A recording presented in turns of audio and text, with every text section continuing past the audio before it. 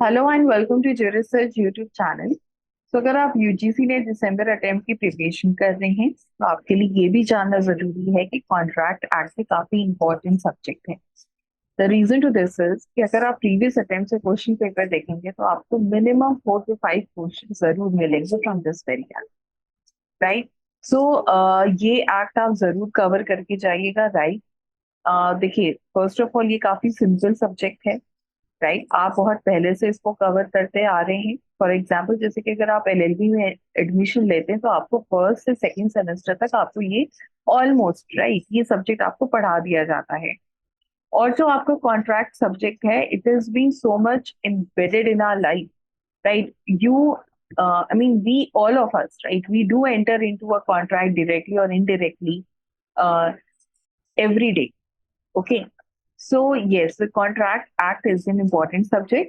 So let's find out the compilation of the important MCQs which can come in your December. So the first one is, in estimating the loss or damage arising from a breach of contract, the means which existed of remedying the inconvenience caused by the non-performance of the contract. Okay. So देखिए, ये जो statement है ये breach of contract की बात कर रहा है, ठीक है। ब्रीच ऑफ कॉन्ट्रैक्ट की अगर मैं बात करूँ तो सेक्शन 73, 74 और 75 ऑफ इंडियन कॉन्ट्रैक्ट एक्ट में कवर्ड है, ठीक है। एंड स्पेसिफिकली अगर मैं सेक्शन 73 की बात करूँ तो it is a compensatory provision. उसका मतलब ये है कि that the person will be only liable for the direct damages but not for the remote या इनडायरेक्ट डैमेजेस। और ये जो स्टेटमेंट दिया गया है आपका क्वेश्चन, ये आपका एक्सप्लेनेशन का स्टेटमेंट है which is be annex to section 73। तो ये जो आपका एक्सप्लेनेशन दिया गया है इसका ये मतलब है कि अगर अगर किसी भी पार्टी का लॉस या डैमेज कैलकुलेट किया जा रहा है या एस्टिमेट किया जा रहा है, okay. So see the law can not ignore, right? Law doesn't allow the injured party to recover damages that could have been reasonably avoided. ठीक है। तो अगर मान लीजिए किसी भी इंजर्ड पार्टी का लॉस या डैमेज कैलकुलेट किया जा रहा है तो लॉ नहीं अलाउ करता है कि इंजर्ड पार्टी सारे डैमेजेस रिकवर कर ले जो डैमेजेस रीजनेबली अवॉइड हो सकते थे। ओके। सो अकॉर्डिंगली आपका option number 3 will be your correct answer. अगर आप एक्सप्लेनेशन एक बार आप फिर से पढ़ सकते हैं, explanation to section 73। Next question is, the sub-agent is responsible for his acts to the agent, the principal except in case of। तो देखिए, जो सब एजेंट होता है he is generally appointed by the agent, ठीक है। तो sub agent basically agent agent appoint करता है, ठीक है। और वो काम वैसे तो प्रिंसिपल का करेगा लेकिन the sub agent is appointed by the agent. तो जनरली जो सब एजेंट का जो एक्टिविटीज रहता है, जो ट्रांजैक्शन रहता है, that is directly accountable towards the, I mean the agent will be accountable, ठीक है। सो अगर आप सेक्शन 192 देखेंगे, राइट, सो वहां पे ये आप देखेंगे कि जनरली तो ये रूल है कि that agent is accountable for the acts of सब एजेंट। बट अगर सब एजेंट फ्रॉड या willful wrong कर रहा है, then the principal in this kind of case will be accountable and can be held liable। ये आपका जो स्टेटमेंट है, ये सेक्शन, मीन जो ये प्रोविजन है आपका, ये सेक्शन 192 में कवर्ड है। Next question is, when the person to whom the proposal is made signifies is assigned thereto, the proposal is said to be accepted.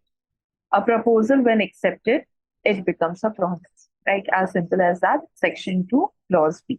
Okay, so option number 2 is the correct answer. Next question, the bailment of the goods as security for the payment of a debt of performance of a promise is called। देखिए, bailment of goods क्या होता है? Bailment में आप देखिए सामने वाले person को या बेली को आप गुड्स ट्रांसफर कर रहे होते हैं for the accomplishment of some purpose, ठीक है। लेकिन वो पर्पस अगर वो डेट है, ठीक है, अगर वो पर्पस से अगर आप डेट रिपेमेंट कर रहे हैं, so that transaction will be known as pledge. Okay. So accordingly आपका pledge, I mean option number 4 is your correct answer. Next question, the inadequacy of consideration will be taken into account by court। देखिए, हम सबको पता है कि अगर आप इनएडिक्वेट consideration भी रख रहे हैं अपने कॉन्ट्रैक्ट में, तो that will be completely valid until and unless free consent नहीं है तो, okay, and it will be taken account on account by the court.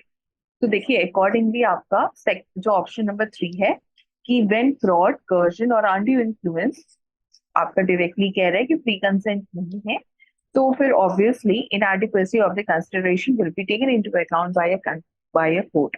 और ये देखिए, ये आप सेक्शन 25 का एक्सप्लेनेशन नंबर 2 भी पढ़ सकते हैं, वहीं से डायरेक्टली उठाया गया है।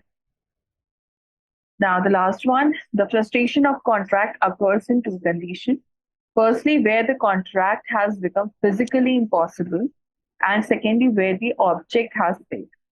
The above was laid down in the case of, तो देखिए, frustration of contract we all are aware कि section 56 में दिया गया है. All right, so कोई भी act unlawful हो जाता है, then the contract, I mean, when the contract becomes impossible to perform because of the act or the object has become unlawful, तो उसे frustration of contract कहते हैं, ठीक है, और ऐसे contract void हो जाते हैं, right?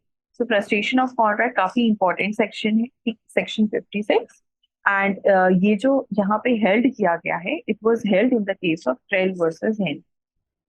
पैराडाइम वर्सेस जेन, ये आपका फर्स्ट केस था जिसमें कि frustration of contract was laid. So that was all about the contract MCQs.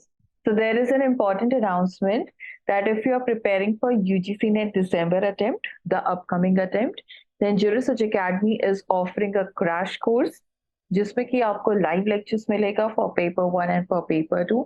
मॉक्स दिए जाएंगे for paper 1 and for paper 2, जिसको कि आप मेटिकुलसली प्रैक्टिस करके you can ace your preparation. And the next very important thing which you will get is soft copy study material, जिसको कि आप कभी भी कहीं से भी access कर सकते हैं. And same goes with the live lectures also, right? So और भी आपके additional features मिलेंगे इस crash course में. To know more about it, you can call on the contact which is given on your screen, right? And this crash course is starting from today itself. So if you want to know more about it or if you want to buy this course, you can call on the given number. So if you're preparing for December attempt, right? And आप confuse हैं कि कैसे prepare किया जाए paper 1 को और paper 2 को, since syllabus is vast और उतना टाइम नहीं बचा है आपके पास, right? So you can attend this 2-day workshop जिसमें कि आपसे शेयर किया जाएगा जो भी हमारे यहाँ So if you are preparing for UGC NET December attempt and if you are confused कि कैसे preparation किया जाए, right, in a given time, क्योंकि ज़्यादा time आपके पास नहीं है, और कैसे effectively prepare किया जाए.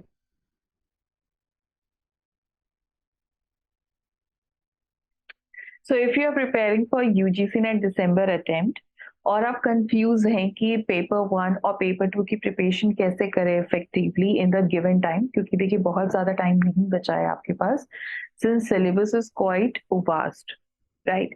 सो इस सिचुएशन में कैसे इफेक्टिवली और स्मार्टली प्रिपेयर किया जाए for this very examination. So for this what you can do is you can attend the 2-day workshop, right, जो कि आपका 28 एंड 29 ऑफ सितंबर को कंडक्ट होगा, just the next week, right? So इसमें आपसे डिस्कस किया जाएगा, आपसे शेयर किया जाएगा like what are the strategies which you can follow for the quick preparation of for this exam, right? So paper 1 को आपको कैसे प्रिपेयर करना चाहिए, पेपर 2 को आपको कैसे प्रिपेयर करना चाहिए, you will get idea in this workshop. So देखिए, ये बिल्कुल ही फ्री ऑफ कॉस्ट वर्कशॉप है. If you want to register for this workshop or to know more about this workshop, you can visit this website which is given on your screen, and that is gougc.jurisearch.com. आपको इसका link description box पे भी मिल जाएगा. So you can check this website also. Thank you for watching this video and do not forget to subscribe Jurisearch channel to get the further updates.